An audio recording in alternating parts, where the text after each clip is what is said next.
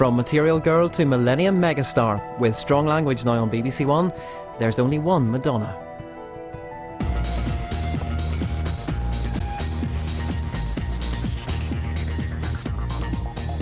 When she wore the t-shirt with my name on it, it was a surreal experience. It's the most expensive billboard in the world. She's a very bad, naughty girl.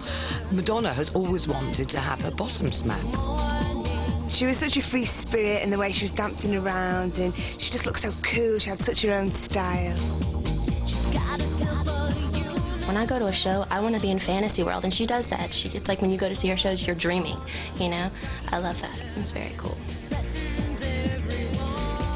I was sure she was English. She couldn't be American. An American girl doesn't dress like that, you know. You couldn't get us a cup of tea, just went up. But darling, I thought you wanted me to watch the cars. We are particularly fond of people who admire Britain and stick two fingers up at the States. I think we do like that a lot. God save the Queen.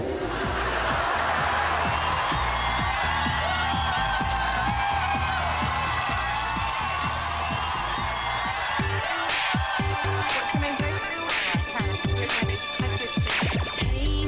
Hiya, I'm Laura. Tonight, Madonna hits London. But those eager fans who couldn't wait for Madge to come to us jetted out to Barcelona a few weeks ago for the opening night of her Drowned World Tour.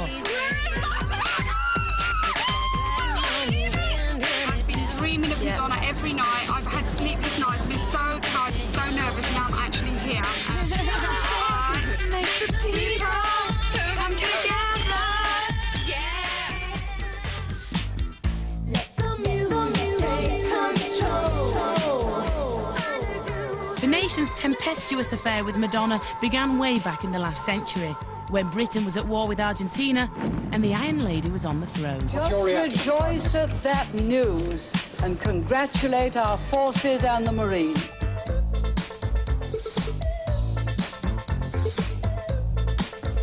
Madonna hit London for the first time in 1982 to promote her debut single. Everybody, come on, dance and sing.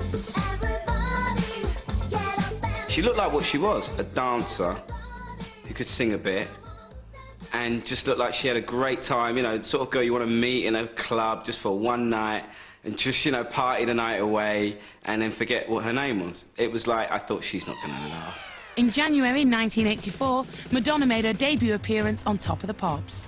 At Top of the Pops with Holiday, she was up against Cyndi Lauper, and they were probably neck and neck, I think, two girls from New York, and not much to choose between them.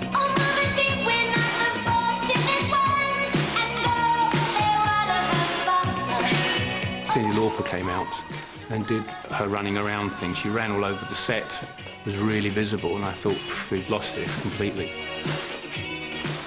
There's a woman over there with hardly any clothes. It must be Madonna. She's the darling of the New York discos, and this is her hit single. It's called Holiday. Good. She was so street, so credible, everything that Cyndi Lauper wasn't, really, for kids to relate to, and that was a real turning point, I think, and suddenly Madonna just leapt ahead.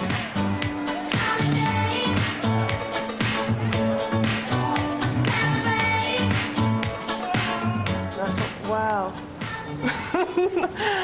that's Madonna, and I don't know, there was just what it was, a look in her eye, or the fact that I'd heard her records, or I knew as soon as I saw her, I thought, oh wow, this one's going to change everything. I wasn't really sure how I felt about that, if I'm very honest.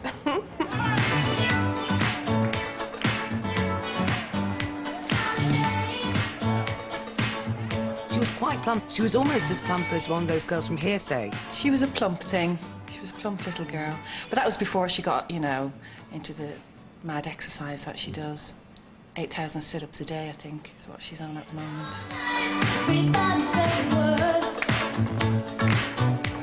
We're gonna have a celebration. You could almost smell her on the screen, couldn't you? That sort of ripe, slightly fermenting, almost, with sexuality, like a very juicy pear.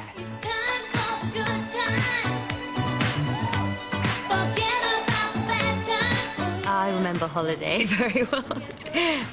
Lots of kind of torn little bits of skirt and lots of little black bands around her wrist and jewellery and excessive makeup and very thick eyebrows. Right, Madonna, when she first came out, I remember she was quite chubby, hairy armpits. That is one thing I remember. It was all a bit natural and a little dirty, really. You know, she looked like she needed a good scrub up, really.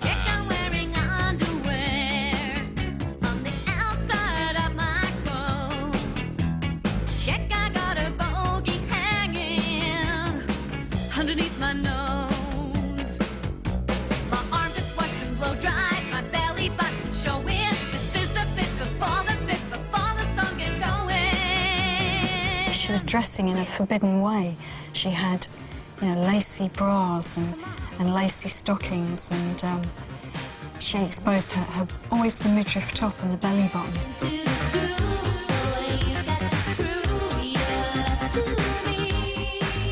If you had even a barely passable midriff, you were desperate to show it off. You were desperate to have one of those T-shirts that was on one shoulder and then it was big slash necks that fell off oh so accidentally. She looked like a rag doll to me, because she had always all bits coming out of her hair, bits of rag, bits of old wedding dress, bits of my mum's old curtains, 700 bangles on each wrist. She must have weighed a ton.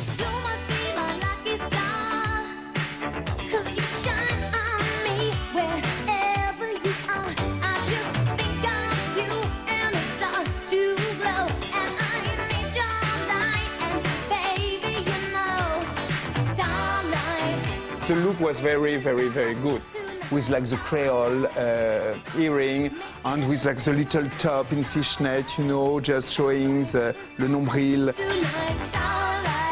The little boots with little heels. She was fantastic, and a lot of bracelet, and of course, crucified. It was stuff you could get from junk shops, charity shops. Even, you know, all you had to do was make sure there wasn't too much wee stain on your things, and you could pull off a Madonna look quite easily for about £5. She did empower a lot of young girls, and she said to young girls, dare to be different, look a bit funny, wear all the same kind of funny old rubbish I'm wearing, and be proud to be like that. I remember when I had, like, you know, the little Madonna skirts, and, you know, I put the gloves. I still do that now. I'm retarded. I still have the little gloves that you put on and I cut them off. Yeah, everybody wants to be Madonna. I was a real tomboy, and then to suddenly be into kind of Madonna stuff was very weird. And I realized when I was older, the connection was actually kind of power in a way. That is very attractive to people. If you think that you can have power over someone else by dressing a particular way or being a particular way, it's an attractive quality. Make everything alright, starlight, the star I see tonight. There I was 14. That's the hat from the Who's That Girl era. My dad didn't like it at all. But what did he think? It's a bit scary because you are blatantly in your underwear. Yeah, I know, but I mean, it was only in my bedroom with my best friend. But the brilliant thing was I brought them into school once because I wanted to show them to one of my best friends, and everyone saw them. And then gradually the whole school, and the whole school found out about them, and I started selling them to everyone in my school. I actually made money. It was really cool. But she inspired me, you know.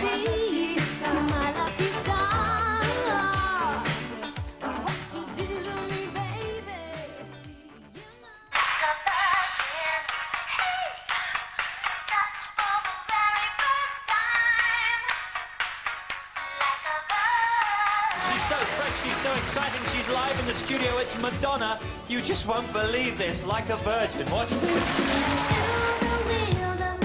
Madonna insisted on wearing this bright pink wig, and Rob Dickens and I went down there and said, please don't wear this wig. You know, you've got blonde hair, you're fantastic. The wig's terrible, don't do it, you know. And she insisted she wear it and just did a stunningly cool performance.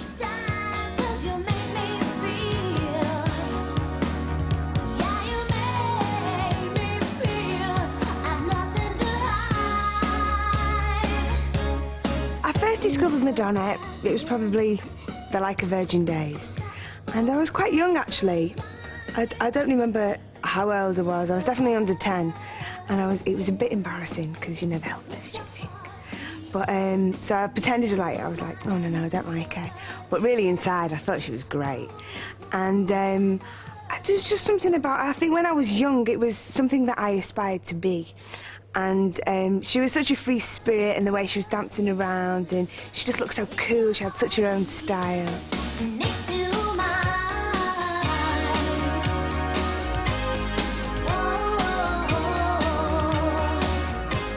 But I don't know what all the big media fuss was about, because, all right, she was a bit of a slapper, yes, but she was singing like a virgin. Goodness knows what she was trying to say with that video. Actually, there was a point where there was a discussion with my friends as to, is that what we do on our wedding night? Wear a wedding dress and then just kind of writhe around.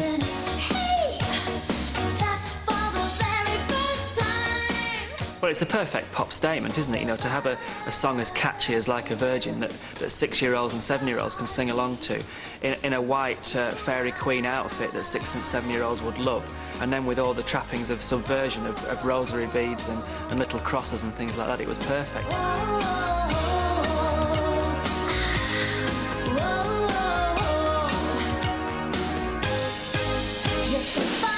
She loved to taunt people, I think, you know, and the Catholic Church as well.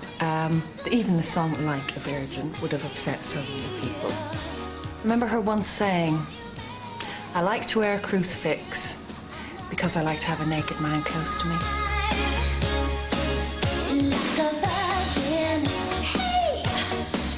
My dad would go every now and again, he'd go, it's disgusting and stuff like that, but, you know, he never sort of tried to stop me from watching it or anything. Oh, my dad did. Yeah. My mum was... I don't know, actually, no, I don't know my mum's take on it, but my dad didn't like me watching it. There built up quite a strong anti-Madonna movement among men of a certain age. Sort of the kind of men who might have daughters of that age who thought, oh, my goodness, if my daughter is going to go out looking like that. Although many of their parents cringe every time she squirms, after a string of top 10 hits, she's become the darling of the teeny boppers and inspired a generation to copy her distinctive style. Madonna, the girl who's made a fortune out of looking like a tramp and who's attracted the envy and admiration of millions of good girls. I like the way she acts, because I think all women should be able to act like they want without being run down by men at all. She's got everything. She's worked her way up and she's used people that way. What does your mum think of Madonna? Not much. Well, most parents don't really. They think she's bad. My mother would switch the television off if she came on, yeah. It was a bit too much. There was, or you get that disapproving Indian thing of, poor girl, she's not well.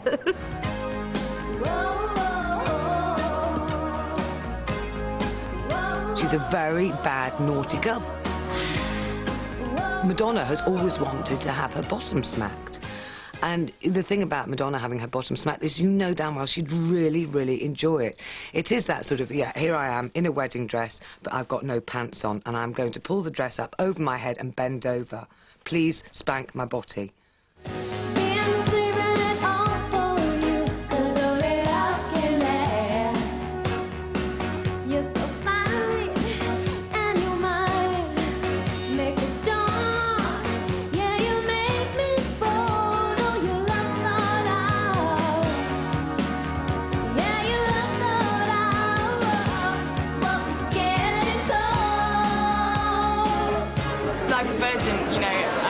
Shiny and new and all that, and like the Reservoir Dogs, you know, in the film, when they talk about how their theory on it is that the first time she's had a guy with a really big, you know, penis, and that's why she feels like a virgin. And you can take it on so many levels, and it's hilarious.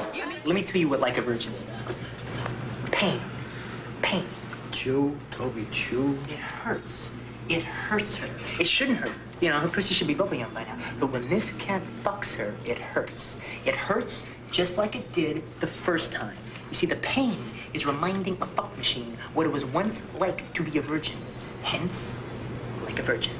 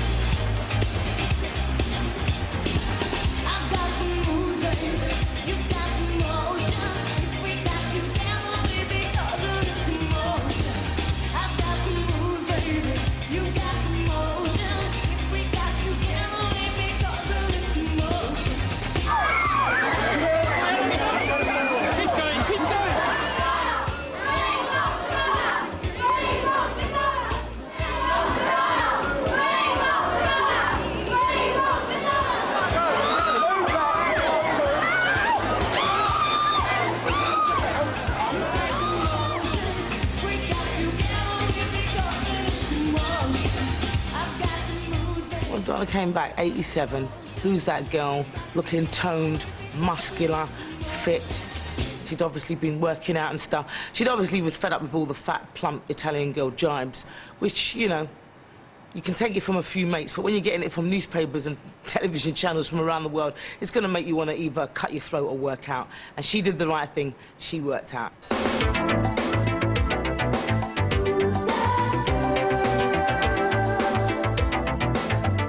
Well, it was fun. I mean, I lost a bit of weight because I had to sort of chase her around the park and jog. I mean, I think we had daily rotas of who was going to follow her around that day or that week or that month.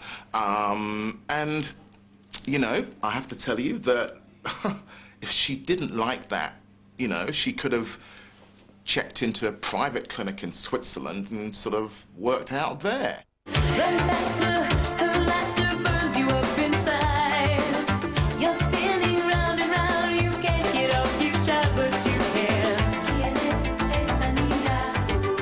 Actually, at a time when I meditate, so it's spiritually, it's great for me.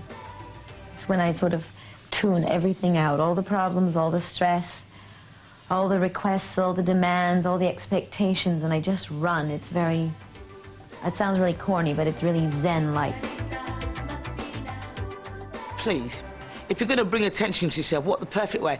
Oh, I just want a private moment to myself. I'm going jogging with about 70 photographers and 47 bodyguards. We English girls, you know, would look at her muscles and say, my, you know, and we might, like, occasionally go for a fast walk down to the shops to pick up our fags, you know, we wouldn't actually go down the gym. Inspire me to jog, not in a million years. Slender tone, lying on my tummy, having a machine strapped to my ass, great. Let the machine do the work for me.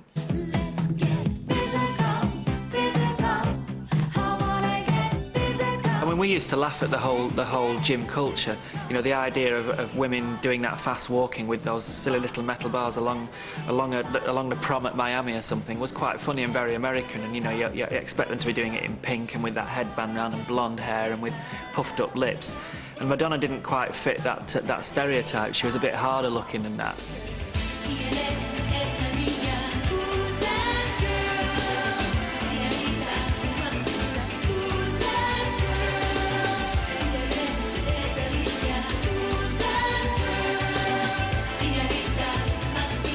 She looked so much like Marilyn Monroe at that point. And suddenly, and Sean Penn as well, it made it so alien. And so, she was so American as well. That really frustrated me. Because you can't imitate that. It was the time when she became the least accessible of her whole career. Why do I love her? Because she's everything that I've always wanted to be, and because I'm not, then I follow her. She's my life. I revolve around her. I've wanted to I've wanted to taste a bit more of Madonna. So Why do you feel you need to follow her around? I mean, that to me is something completely foreign, and I could never understand wanting to follow her around. I don't know, it's like a feeling of getting closer to someone that you've been sort of idolising for years. It's like a drug. You have to keep going back for more. You've got it confused. You've crossed this kind of weird line of kind of stalking.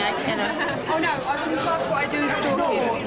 Because she's everything that I've always wanted to be, and because I'm not, then I follow her. I follow her. I follow her.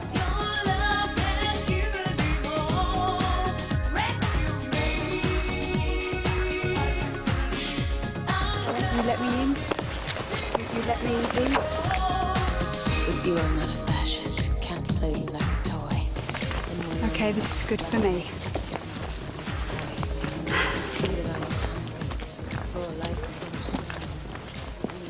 My message has always been to be yourself and to express yourself who you are. So I find it strange sometimes that people... I get these fan letters from girls sometimes that say, I love you so much, and everything you say, it's so great that you do what you want to do and you don't care what people think, and that's why I'm going to be exactly like you when I grow up. And that's not exactly what I meant for them to do. I'm so excited.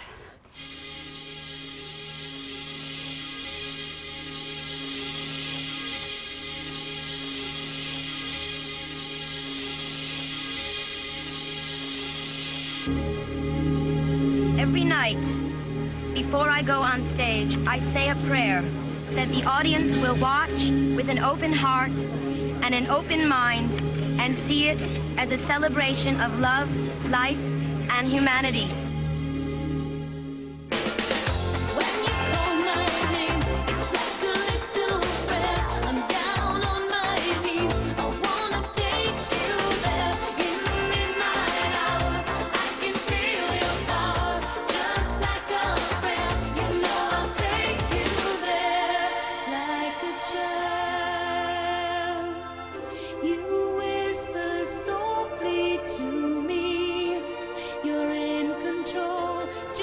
Don't talk. If you talk, I will stop speaking, all right? Se parlate se ne va! Allora. Ready? Ready? I'm an Italian-American, and I'm proud of it.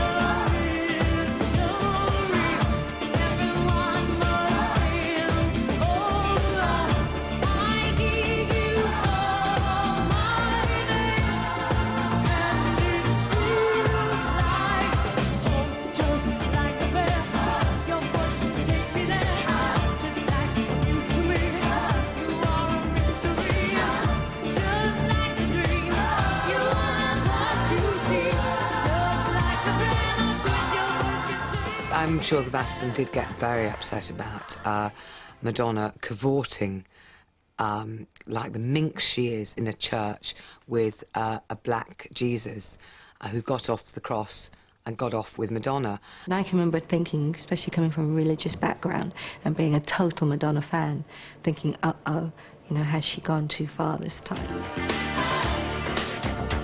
I remember the scandal that surrounded Like a Prayer, the whole thing of her sort of dancing around the foot of this black sort of saint and kissing his feet and he comes alive and then they start snogging and stuff.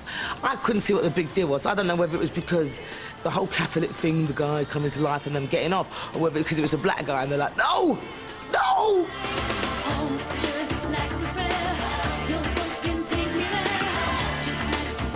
She was brought up Catholic. She knew what buttons to push. Well, Catholics don't like talking about sex, really, and she talked a lot about sex. And Catholics don't like people who are very outspoken and who criticise, and she will say exactly what comes into her head. The Vatican coming down hard on you, did that make you resent Catholicism? Did it make I already resented Catholicism, yeah. I mean, I resented it as a child. You know, I thought that there were many unfair things about Catholicism. I remember myself and my sister Isabel.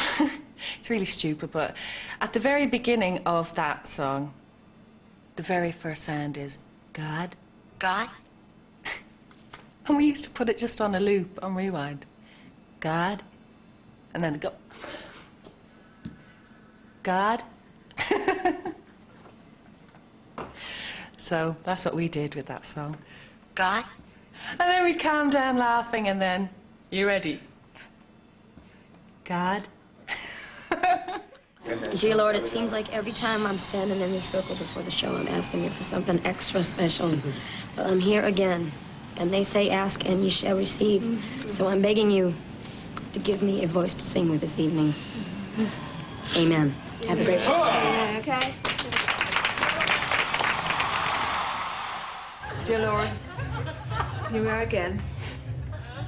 And it seems like every time we talk to you, it's like we want something. And I know you have kind of a lot of other things, you know. But as you said yourself, Lord, ask and thee shall receive.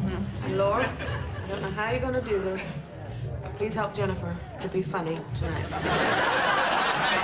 right, let's kick out. Yeah, go.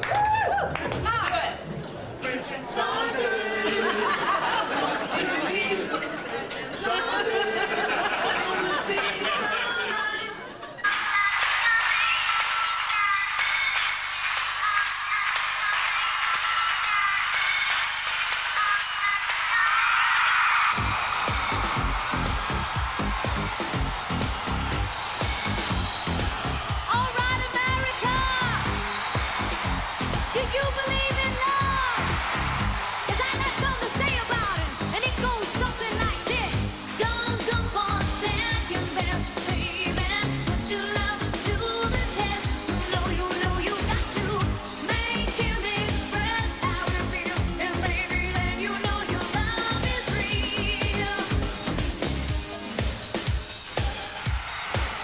hi, it's Madonna. I said, no, it's not possible. It's not true. It's her. And she was like truly like very nice and saying me that if I wanted to work with her for a tour, because she was preparing a tour, the Blonde Ambition tour.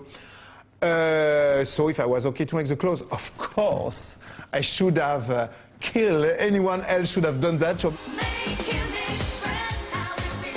Of course you're going to remember when Madonna started working with Jean-Paul Gaultier, because then she came out with tits like this. She's coming on stage with these massive ice cream cones. When she wore that conical bra top, it was saying, you know, I have bosoms, but they're not kind of maternal comforting. They're not even a sort of sexual turn-on. These are weapons. I mean, they were really scary. If she'd been a Bond villain, little guns would have come out from inside them and shot people. Was it metal? A metal. She's wearing a metal pointy bra. Good support. It's good shape.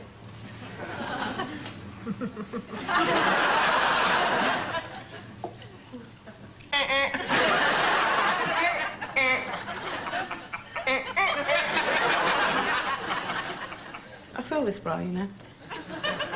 Those are my nipples right there. Just like that.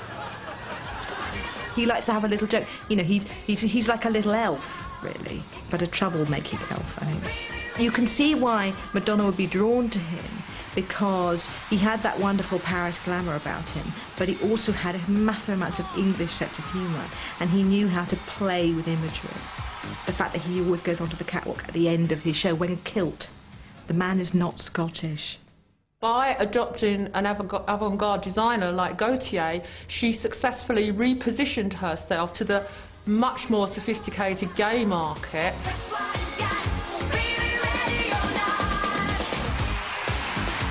I was out on the gay scene in Edinburgh, and it was when Madonna started kind of wearing suits. Me and my friends, you know, just would dress up in our suits and go down, all the lesbians together, out in the pub, and we thought we were the bee's knees.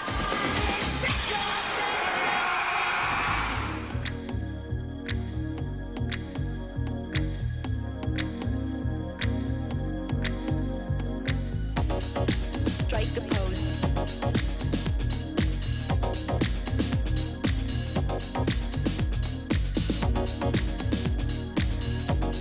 Strike a pose. You had everyone with their hands above their faces going this way, that way. What are you looking at, you Egypt?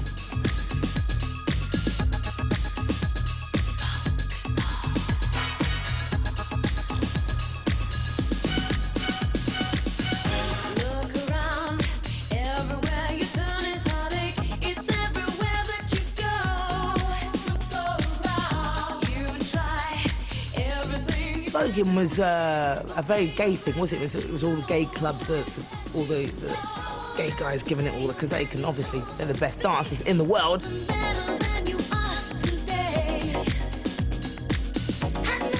Gay culture, black culture, they're the two main cultures that just dominate everything, from the clothes to the music and everything. So she does take a little bit wherever she goes.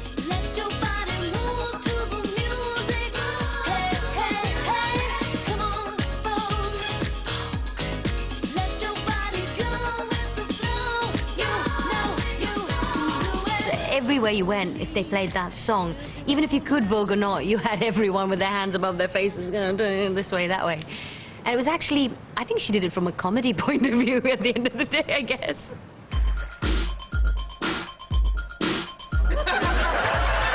Tony Scott, Huey Green, demigods of the fashion scene, Bridget Clayderman, Fred Hoyle, Johnny Morris, Katie Boyle, the way they looked, the clothes they wore, Robert Runcie, Jacques Delorme, Leslie Crowther, Anne Love Reed, Norman Wisdom, Edmund Heath. I vogued.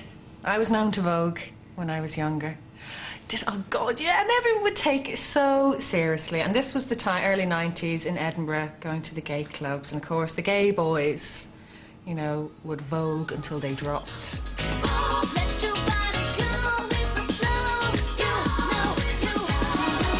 She has an enormous gay following. I mean, one of the gay papers in Britain, which is probably the biggest widely read one, called Boys, you know, every time they mention her, they refer to her as our glorious leader. Gay men usually love women who are strong, presumably like their mothers, very sexy, very glamorous, love clothes, the limelight, a bit of drama. They tend to also like, of course, women who've got some terrible flaw, so a drink problem comes in useful. Now, unfortunately, Madonna doesn't score on that, although she has been divorced once, so that helps a little bit. Greta Garbo and Monroe, Dietrich and DiMaggio, Marlon Brando, Jimmy Dean. The thing with gay men is they do like their divas. Grace Kelly, Harlow. She has such a presence that you cannot but think of her in the sense of diva. They had style, they had grace. Rita Hayworth gave good face. Lauren, Catherine, Manitou, Betty Davis, we love you. I think part of the reason why Madonna is so popular with gay men is that she sort of courted them, and I think from quite early on in her career, she made it quite clear that she was very sort of gay-friendly. There was a statement she made about how every man should have another man's tongue in his mouth at least once. Carlton, come to Mommy. Get in bed. You're sweating and you smell. Oh, your dick is big. I wouldn't hire fags that hate women. I kill fags that hate women. In fact, I'll kill anybody that hates women. Get out of my bed. And don't come back until your dick is bigger. Ladies with an attitude, fellas that were in the mood. Don't just stand there, let's get to it. Strike a pose, there's nothing to it. If I got permission from my partner, I would. And if Madonna really, really wanted me, I'd sleep with her, yeah. I can't believe Michelle has stayed out all night to queue for Madonna. But that she's used to camping now, isn't she? It rained last night as well, you know, she'll be like soaked. Well, the thing is, I mean, I wouldn't mind doing that, really. I mean, that's fine by me, but having such a good time with you lot, I wanted to get some sleep.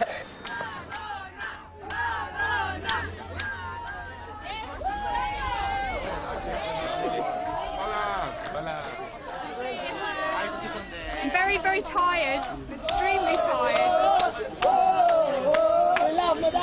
I mean, all night was a complete nightmare, and there's nowhere to go to the toilet. Everything's completely locked up. Nowhere to go and buy anything to eat. It was raining and it was horrible, and there was nowhere to shelter, and I was lonely, and I was like, oh, please bring my friends back. But once I see her tonight, it's all going to be well worth, you know, the wait and everything else that I've been through. Well worth it. Madonna! Madonna! My name is Dita. I'll be your mistress tonight. I'd like to put you in a trance. If I take you from behind, push myself into your mind when you least expect it. You try to reject it. If I'm in charge, and I treat you like a child. In the mid-90s, of course she went sex mad. She would hit her mid-30s, didn't she? I mean, how many times have we been told that women peak sexually in their mid to late 30s? Men peak at something like 15 and a half, when it's not even legal. She just took it further and further and further every time. She's, you know, in the end, her music videos were just like mini porn movies, really, with a good backing track. She was a very sexually aggressive woman. Most male newspaper executives really hated her. They thought she was some sort of pernicious influence on today's youth. It was like go back to the 1950s, you know. They just found her very, very threatening, I think. She's a very controlling woman. I mean, it's got to scare you. You get the feeling Madonna would be in her house, summon somebody who she really fancies. Doesn't matter whether they're a big star, a sportsman or whatever, and they'll come running. Do the naughty with them, and then give them the cab fare and say toodle pip. And you do get the feeling she did that. And they're like, well, what do you mean? I do that sort of thing.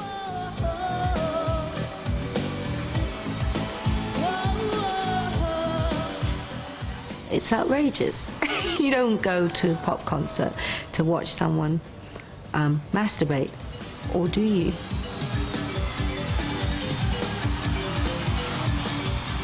I mean, all the young rap boys, they're always grabbing at their crotches, aren't they? It's always like that. But she actually sort of, you know, I think she went up to the elbow.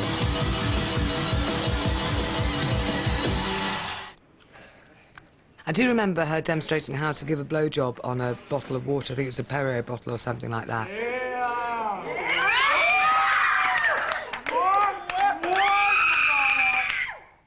She just wasn't that good.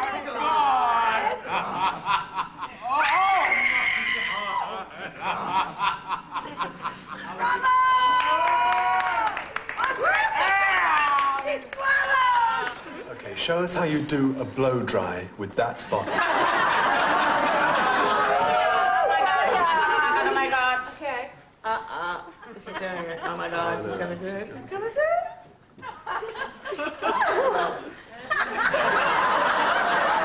And I think it was very much Madonna doing her message of freedom. Because what does she do? It's like more freedom, be yourself, life what you want to do. And this is always what she has done and she's still doing, you know. I think it's quite incredible. Madonna, isn't this book of yours just another example of you using sex to sell something? No, not at all, Jeremy. But you're just using your body to get whatever you want. I don't think I am, Jeremy. No, on second thoughts, I entirely agree with you. I remember when the sex book was launched, and I was working for a newspaper, and they made a big song and dance about having these books flown in to London, and they were meant to be so incredibly valuable that they were sort of a limited supply, and there was a security guard, and you were delivered yours, you had to sign for it. On the stroke of midnight, this bookstore was opening specially to give the British public a chance to judge Madonna's latest artistic statement for themselves. 4, 3, 2, 1,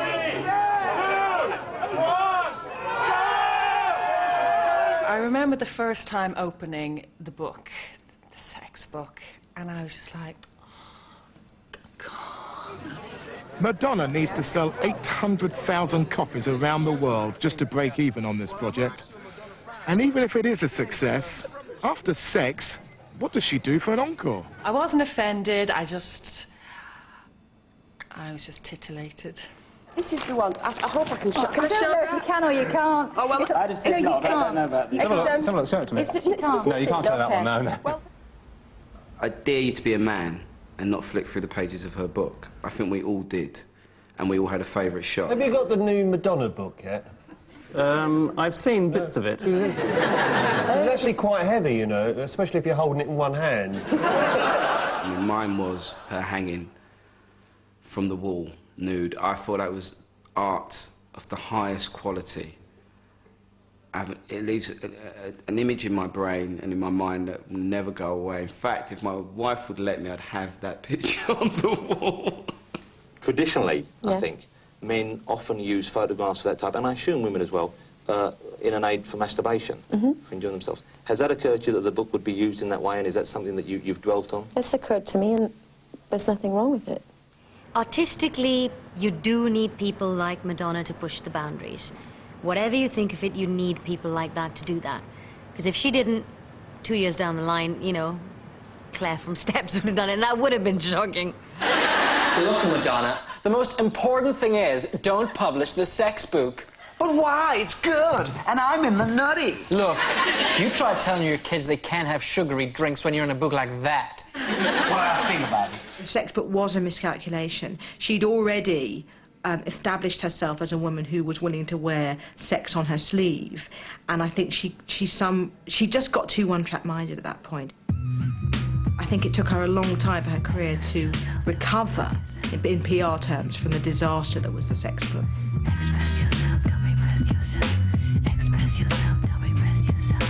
Express yourself, don't repress yourself. I think that's when maybe she became a bit of a joke, and I think we felt that, yeah, we've had enough of you, you know, we don't want to see any more of you. You know, less is more in a way. Can we have an intelligent question, please? Dennis, BBC. You've had most of your anatomy photographed.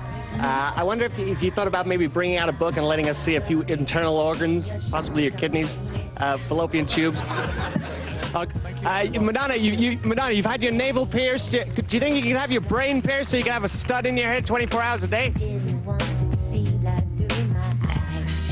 Madonna, you have been called rude, risque, numerous other words I can't pronounce, but how? Now, how are you going to shock people from now on? In the sequel, I'm going to take off all my skin. Oh, do it, mate. Cute. Oh, no. I kind of lost a bit of interest then at erotica, because there was Vogue, wasn't there? And then Justify My Love, and then erotica, and it came like that. And Vogue was great, Justify My Love's like, yeah, you're doing the sex thing, that's great, and then erotica's all right, stop.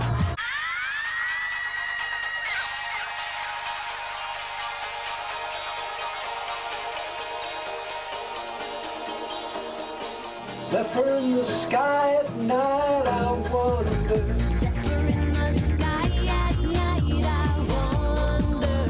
And the best pop album is Ray of Light, Madonna.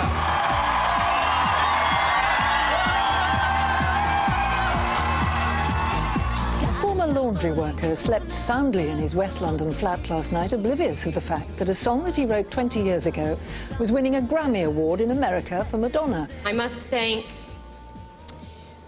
several people. Missing from the thank yous, though, was a man who at the time of this award ceremony was fast asleep in his bed in West London. Zephyr in the sky at night, I wonder.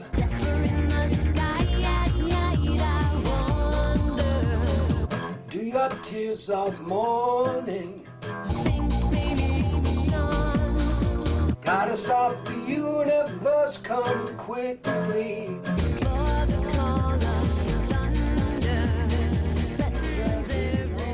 She's imparted a lot of energy and life, because the original was quite sort of subdued.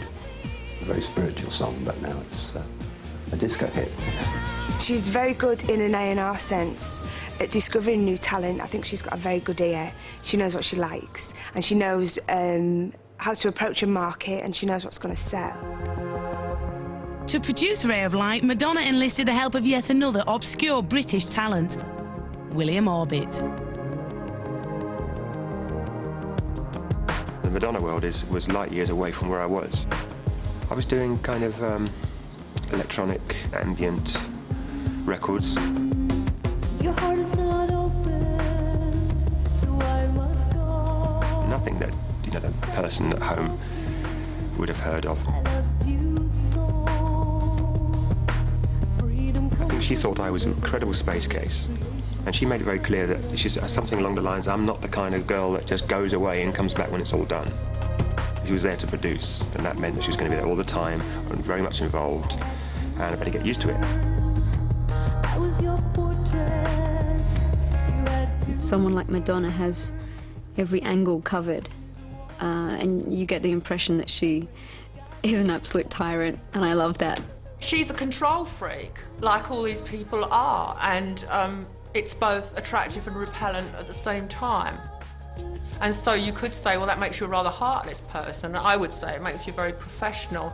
And there's so many amateurs in pop, you don't stay the course unless you're a professional. She doesn't care what other people think. I think that's very empowering for, you know, teenagers and just women in general, you know, to not try to please anybody else except yourself, and that's exactly what she does, and I would really respect that. She disappeared after the whole people got bored of the sex thing, came back with Ray of Light, looking all sort of hippie, and, well, she's like a chameleon. She can, you know, I was really sort of, wow.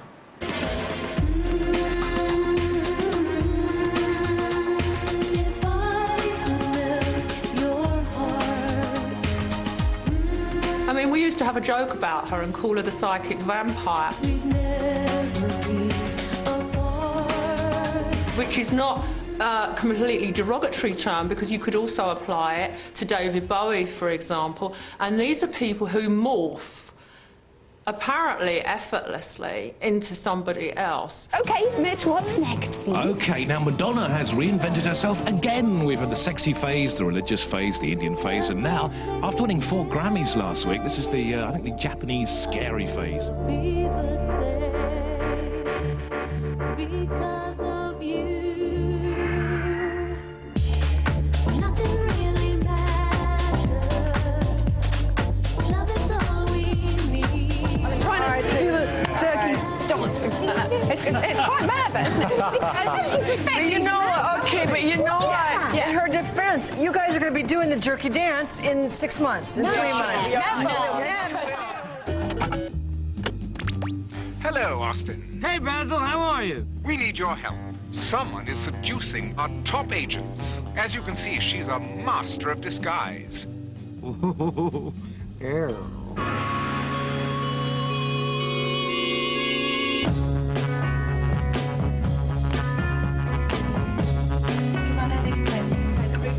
Haven't we met? You're some kind of beautiful stranger. You could be good for me. Anyway, I think a lot of the time she wears wigs, doesn't she? If I'm smart, then I'll run away. But I'm not, so I guess I'll stay heaven forbid. Cheers! Cheers to Madonna. Madonna-rama.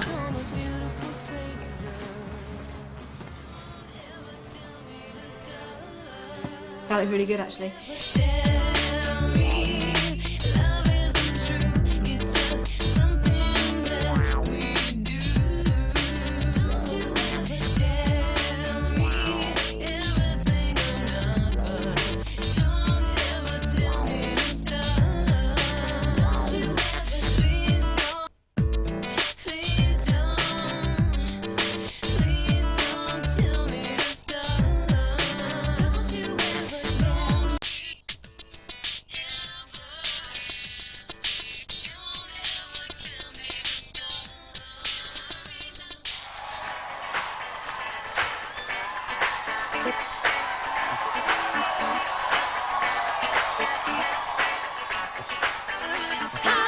We are particularly fond of people who admire Britain and stick two fingers up at the States. I think we do like that a lot, and that has endeared her massively to the British public, I think.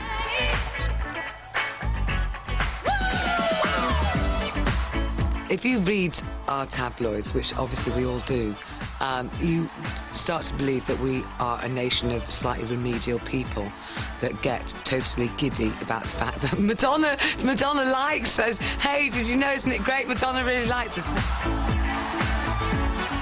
I'm not even sure about what Madonna likes about being in Britain.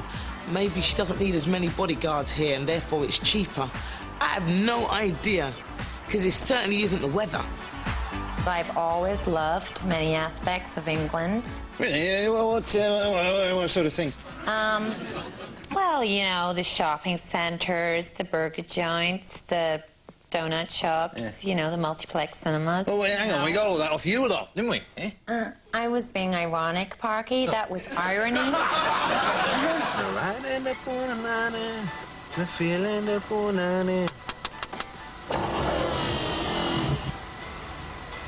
Is you Madonna? You my driver? Is you Madonna? Your Babylons look less big than they do on the telly, but I still definitely would. You wish. I do, actually. All day, guests swept into secluded Skibo, including Sting and the designer Donatella Versace, fueling rumours she had designed the bridal gown. It's the whelk-breathed, you know, cockney charm of Guy Ritchie, despite the fact that actually he's a bit of an aristo on the quiet, isn't he? And how do you feel about having Madonna as a prospective daughter-in-law? Well, I feel very honoured that somebody as talented as that, yes. The happy couple clearly felt that last night's baptism of baby Rocco had guaranteed enough publicity. Today's wedding was strictly out of bounds. The wedding was very much behind closed doors. To be honest, we weren't even sure it had happened. What is fascinating, I think, and says a lot about Madonna in the year 2001, is that we haven't seen a picture of her wedding. I don't know what her dress looked like. I've not seen a picture of her dress. I've not seen a picture of Guy's suit. I mean, most celebs these days, I mean, she could make £2 million from OK magazine alone, but she hasn't felt the need to. She's besotted by him, and he's a lovely guy. He's a charming person, and she's deeply in love with him. The sky was meant for me, and I was meant for him. This sky was dreamt for me. First of all, how's married life, you guys? Fabulous. What's the Guy? best thing? The right answer for that. Yeah, it's fabulous. what's the best thing about married life for you two?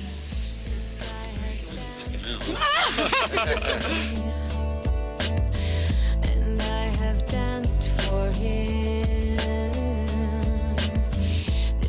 think the responsibility of being a mother with 2 children has actually changed her enormously with regards to, and I think, you know, the kind of lifestyle she's chosen with regards to who she's married and everything, it's kind of made her a little more normal. She's kind of thought, oh, right, OK, I'll live life a bit differently. I won't have to go out with 15 minors. I won't have limos on standby 24 hours a day. And I think we've seen evidence of that, you know, through her, where she turns up in London. You know, she will turn up at funny little restaurants. She will turn up at the local boozer in West London. She used to say to us, you know, where do you guys go? Myself and the engineers and everyone. And I said, well, we're going to the pub. I said, why don't you come with us? And she said, no, I can't do that. I can't go to the pub and have a drink. And I always thought that was incredibly sad. And then the last time I saw her, I actually met her in a pub. When she went to the pub, I felt like saying, Madge, love. Do some people call you Madge? No, that's something I started reading in newspapers here. Okay, I'll forget that. I'll just Don't call me Madge, I don't like that. Madge, love, there's no need to go down the pub. They're grim places. You don't have to make us love you more by going to the pub and drinking this ghastly beer. She certainly has become Madge, although Guy seems to call her the Mrs. most of the time now. First of all, I'd like to big up the missus. Now she's entered into a kind of establishment.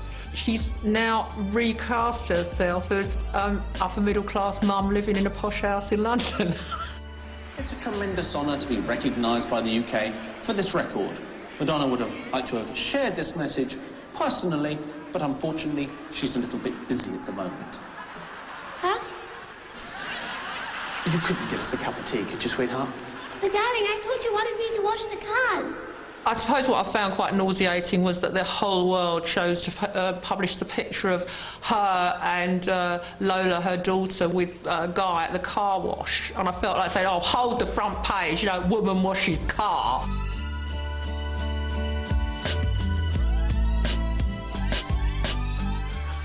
Thank you, darling. When Madonna has finished with her chores, I shall give her this award, to which I'm sure she'll be most grateful. God save the Queen.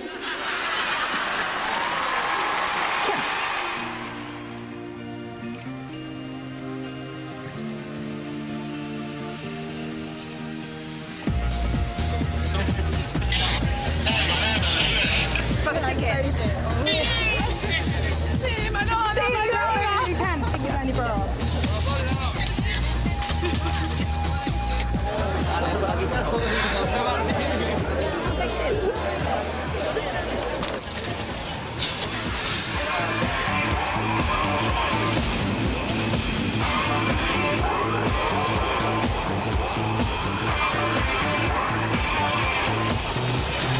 Universe is full of stars.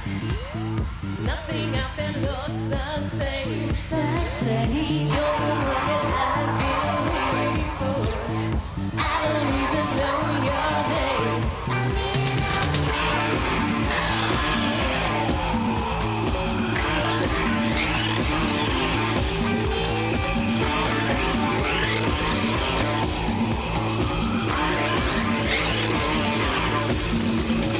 Cosmic systems intertwine, astral bodies drip like wine. All of nature ebbs and flows. Comets shoot across the sky, can't explain the reasons why. This is how creation goes.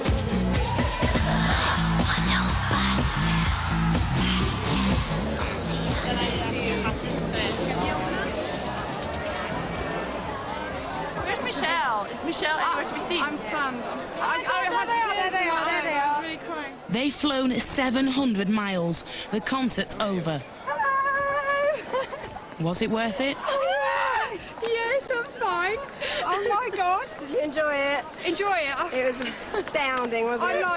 I'm blown away. I'm more than blown away. As soon as she came, I was in tears. As soon as she came on stage, I was just in tears, crying my eyes out. It was absolutely rocked. Absolutely rocked. She came right up to us and pointed at us and, you know, sang to us. She looked amazing. She did. Yeah, she looked amazing. She Did sang she? amazing. Where were you? Were you that side or the other side?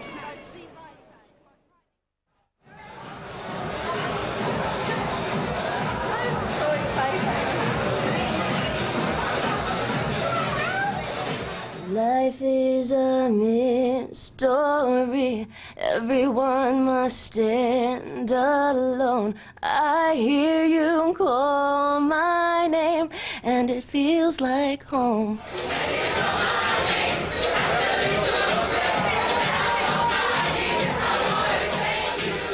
In the midnight hour, I can feel your power, just like a prayer. Like a virgin, hey! Touched for the very first time. Like a virgin, when your heart beats next to mine.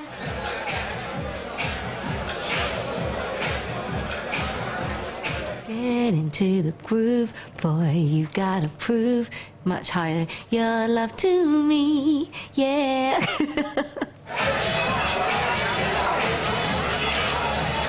Borderline, feels like I'm going to lose my mind.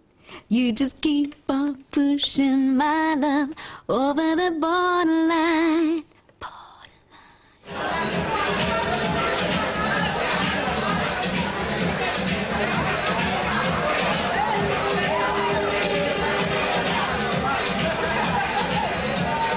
Tell me love isn't true, it's just something that we do. Tell me everything or nothing, but please don't tell me to stop. Don't you ever... There you go.